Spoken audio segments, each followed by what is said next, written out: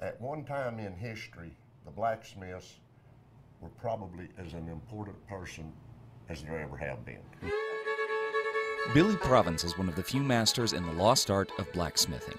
What I'm going to do is take a section of 1/4-inch rod and use about that much of it to make a nail traditionally and end up with what was known as a crown head nail. In other words, the head of the nail will have 3 sides to it, coming to a small point near the center of the head. The New Mexico Farm and Ranch Heritage Museum features a slew of living history exhibits. Most notably is the fully functioning blacksmith shop, which Billy calls home most weekends. I was raised by my grandparents in West Texas. My granddad was a blacksmith. I literally grew up in a blacksmith shop. We worked for the farmers and ranchers at that time, not as we do today. Then, about 14 years ago now, a man that I know got me in with the farming ranch, and I've been with the farming ranch ever since.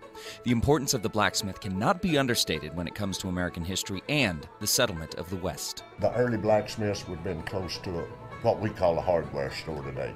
People could stop in, buy nails, hinges, latches, maybe some extra chain, gardening tools, farm equipment, and the blacksmiths made all of this. Now, there's a lot of stuff that you've got here on the table. You made all of this. Yes. Is that right? And people can actually come here, they can walk away with one of your creations, they can purchase a creation. Yes. So what are some of the items that you do make? There's letter openers here on the table, known as a shepherd hook letter opener. Okay. They are made out of 8 inches of coil spring off of a garage door. No kidding. Wow. The knives on the far table are made out of high carbon railroad spike. You'll know your spike is high carbon if it has a HC in the head. Not all spikes have this. The high carbon spikes are used in stress or pressure points of a track. It has been historically recorded that through our westward movement, a town without a blacksmith could not and did not survive. But thanks to the talents of Billy and his fellow blacksmithers, the art does survive, and it is preserved carefully for our next generation to enjoy and learn. What do you like about working here at the Farm and Ranch Heritage Museum? What brings you here on the weekends? And because, I mean, that means you're working almost 7 days a week doing blacksmithing. Is that right? Well, yeah, but my wife says it keeps me young. There you go. I work with some very wonderful people here. The staff, some of the volunteers, and I have got to meet people from all over the world.